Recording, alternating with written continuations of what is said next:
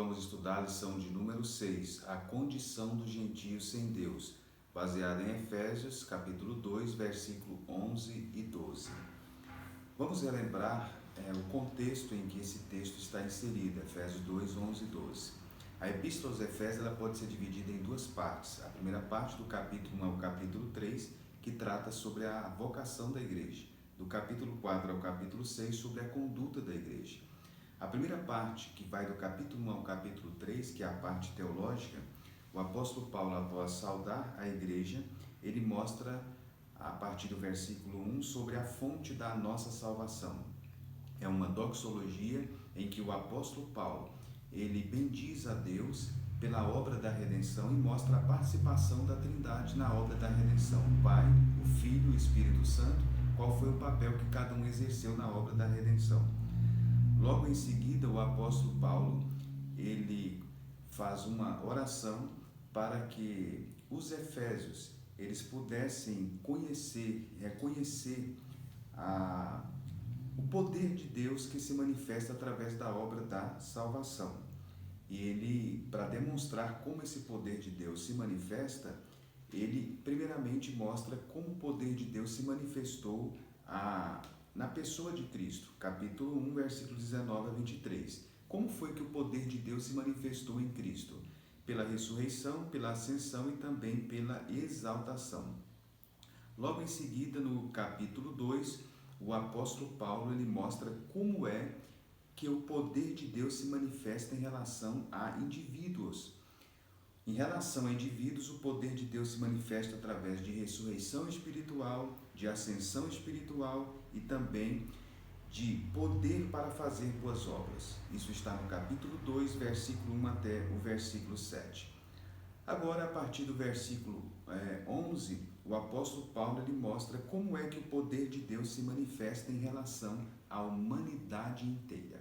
Então, devemos entender que o capítulo 2, versículo 11 e 12 de Efésios, o apóstolo Paulo ele está dando continuidade ao seu fluxo de pensamento. Ele tinha começado a falar sobre o poder da salvação, ele mostrou como o poder de Deus ele se manifestou em Cristo, como se manifestou em indivíduos, e agora ele vai mostrar como é que o poder de Deus se manifesta na humanidade de uma forma geral. E ele apresenta como o poder de Deus se manifesta na humanidade de uma forma geral, envolvendo três classes de pessoas. Primeiro, os gentios, depois os judeus e depois a igreja. Como é que o poder de Deus se manifesta nos gentios? A partir do versículo 11, o apóstolo Paulo ele mostra então como é que o poder de Deus se manifesta na vida dos gentios. É bom lembrar que as questões relacionadas ao relacionamento entre os judeus e os gentios foi uma questão muito polêmica ao longo do período neotestamentário, né?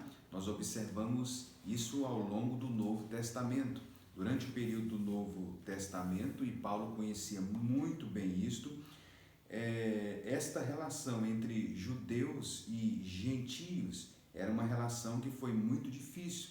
Então Paulo estava consciente que unir gentios e judeus em uma unidade orgânica perfeita não era algo fácil, mas que o poder de Deus ele podia fazer isso. Ao longo do Novo Testamento, especialmente no Atos dos Apóstolos e depois na Epístola, nós vemos que esta relação entre judeus e gentios, ela foi muito retratada pelos apóstolos, inclusive gerou muitos problemas, impasses, gerando inclusive o Concílio de Jerusalém em Atos no capítulo 15. O apóstolo Paulo, sabedor que essa relação entre judeus e gentios era uma relação nada amistosa, o apóstolo Paulo, então, aqui em Efésios, para mostrar como é que o poder de Deus se manifesta na humanidade de uma forma geral, e para estimular esta unidade, ele começa, capítulo 2, versículo 11 de Efésios, mostrando para os gentios, para eles lembrar de onde é que eles vieram.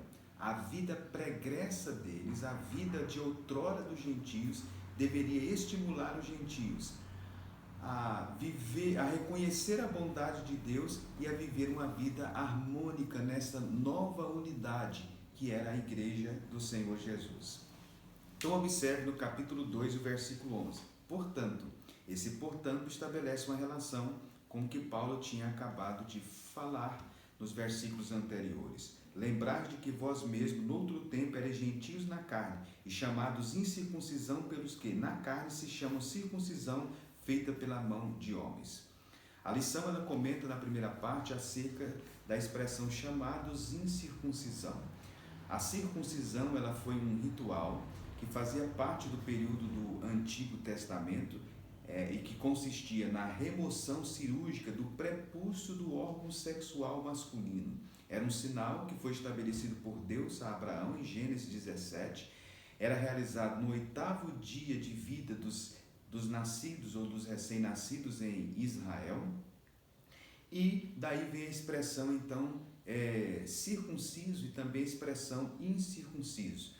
A circuncisão, então, passou a ser um ritual que distinguia os judeus dos demais povos gentílicos. Ela passou a ter, inclusive, um significado religioso, né?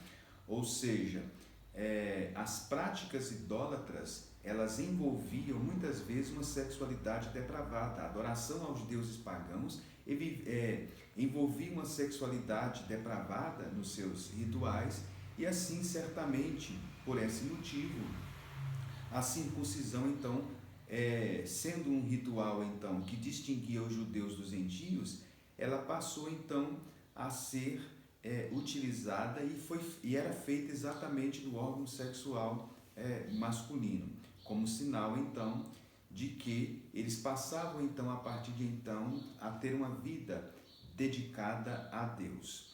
A Bíblia fala muito sobre a circuncisão do coração e a circuncisão na nova aliança, ela não foi exigida. Em Atos, no capítulo 15, quando houve o primeiro concílio em Jerusalém, dentre as decisões que foram tomadas para estabelecer a relação e também a questão relacionada à salvação dos gentios, não foi requerido de forma alguma a circuncisão, né? A deliberação dos apóstolos, que foi a deliberação também do Espírito Santo, enfatizou que a circuncisão somos nós, está em Filipenses 3:3, que servimos a Deus no Espírito e nos gloriamos em Jesus e não confiamos na carne.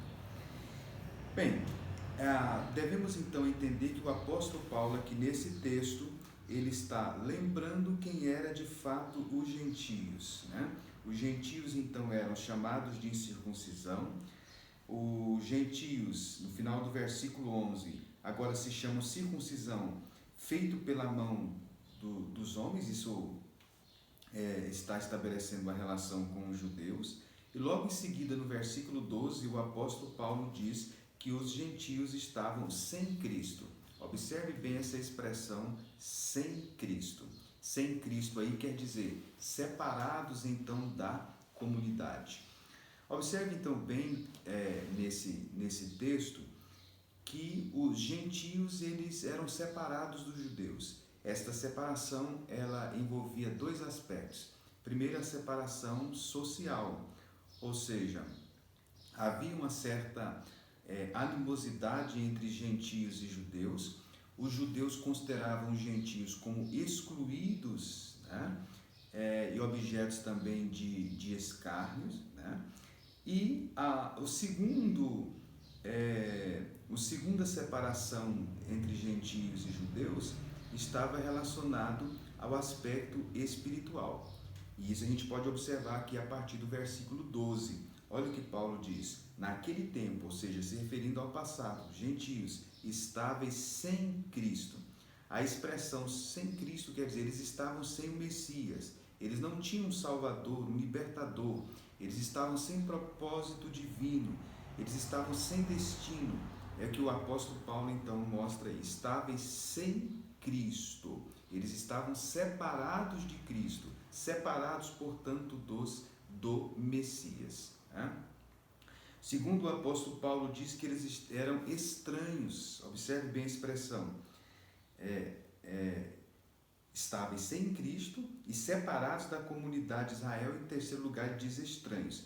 Essa expressão separados da comunidade de Israel, está relacionado ao fato de que o povo escolhido de Deus, no caso os judeus, eles eram uma nação cujo rei era o Senhor era o rei da nação, o Senhor era o próprio Deus, e a bênção vinha através, né, deles, eles eram beneficiados então com esta bênção.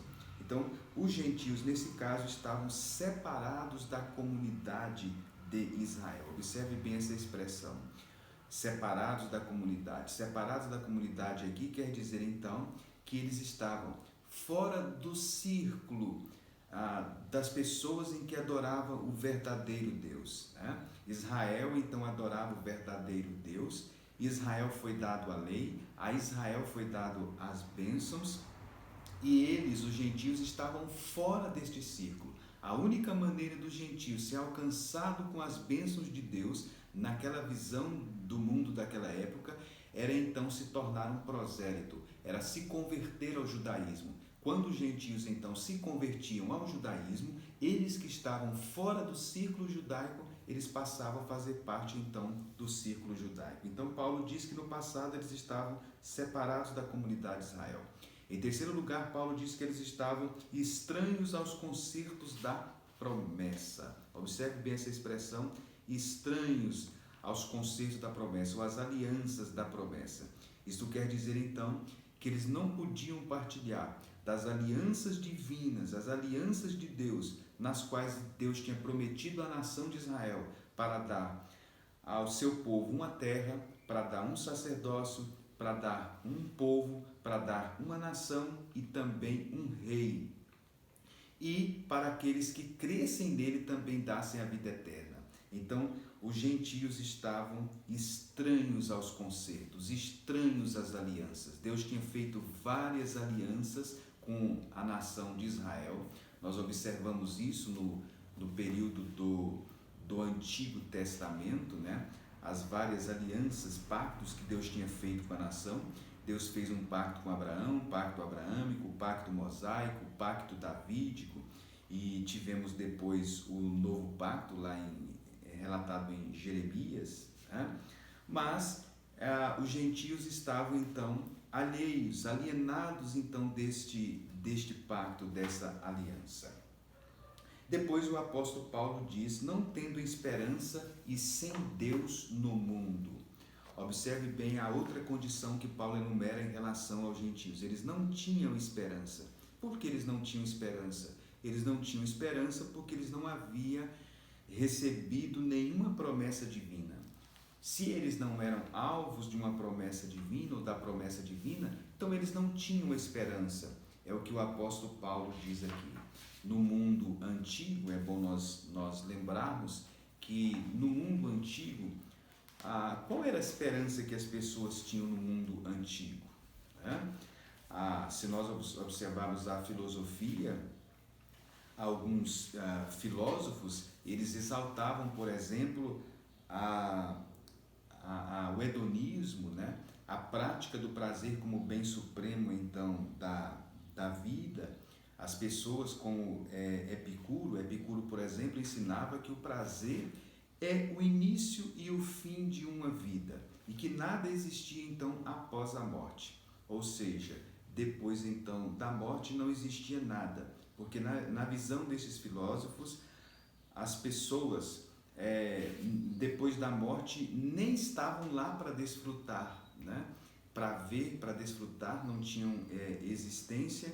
Então depois da morte nada existia, ou seja, todo o prazer da pessoa consistia então no período que ela estava em vida, pois depois da morte ela não podia ter prazer, e se tivesse nem existir para desfrutar esse prazer, ela poderia estar. Era essa visão filosófica, por exemplo, do epicurismo. Era esta visão filosófica de grande parte da filosofia então do mundo antigo, né? Ou seja, que não existia então vida, a vida plena, vida de felicidade ou vida de esperança após a morte, né? Então isso quer dizer que o mundo antigo ele não tinha então esta esperança, ele não tinha então esperança, e Paulo diz exatamente isso aqui, que eles estavam sem esperança. É o que diz então o texto aí em Efésios, né? E depois o apóstolo Paulo diz sem esperança e sem Deus no mundo. Observe bem essa expressão que aparece aí, sem Deus no mundo. Eles estavam sem Deus no mundo. Ou seja, embora eles tinham muitos deuses, mas eles não conheciam o Deus verdadeiro. Quando Paulo disse aí que eles estavam sem Deus no mundo, Paulo queria dizer que eles não conheciam, eles não tinham o Deus verdadeiro, né? É a expressão que aparece aí. Embora eles tinham vários deuses, mas eles não tinham o Deus verdadeiro. Daí a expressão, então, sem Deus no mundo. Ou seja, o que a gente pode observar, então, aqui nesse texto? O que a gente pode observar, então, aqui nesse texto é a situação dos gentios antes de conhecer a Deus. O apóstolo Paulo, para estimular a unidade, para estimular também o reconhecimento da grandeza de Deus, que é o que ele vai falar logo mais na frente, que nós vamos estudar em lições mais na frente, para estimular os gentios a ver a grandeza de Deus no fato dele unir gentios e judeus e formar um novo corpo que é a igreja. O apóstolo Paulo, então, primeiramente, ele leva os gentios a lembrarem a situação então, de onde é que eles estavam. Para reconhecer a grandeza de Deus, Paulo então diz, lembre de onde é que vocês vieram, de onde é que vocês estavam, a condição que vocês estavam. Vocês eram gentios na carne, vocês não eram circuncidados na carne, vocês estavam sem Cristo, vocês estavam separados da comunidade de Israel, vocês eram estranhos ao concerto da promessa, vocês não tinham esperança e vocês também não tinham Deus no mundo. Então, essa era a condição dos gentios, né? Essa é a lição, então, de número 6, a condição dos gentios sem Deus. Era esse o quadro que se pintava da vida pregressa dos gentios, né? Então, essa lição reflete, ela revela de forma clara a situação dos gentios que não conheciam a Deus. Bem, na próxima lição nós vamos ver, então, que o quadro, então, se transforma, o quadro então muda, né? Nessa lição de número 6, o professor deve enfatizar exatamente esta condição de vida dos gentios sem Deus. Ele pode também, inclusive, deve contextualizar, né? A vida que nós vivíamos antes de conhecer a Cristo. Certamente você pode destacar aí na sua classe, quem sabe ouvir até alguns relatos bem sucintos, né, de como as pessoas eram antes de conhecer a Cristo, fazer uma comparação antes de Cristo e depois de Cristo. Então, esta é a lição de número 6, a condição dos gentios sem Deus. Que Deus, portanto, o abençoe a todos. Na próxima lição, nós vamos então enfatizar e abordar então a mudança que houve com a chegada de Cristo. Que Deus abençoe a todos.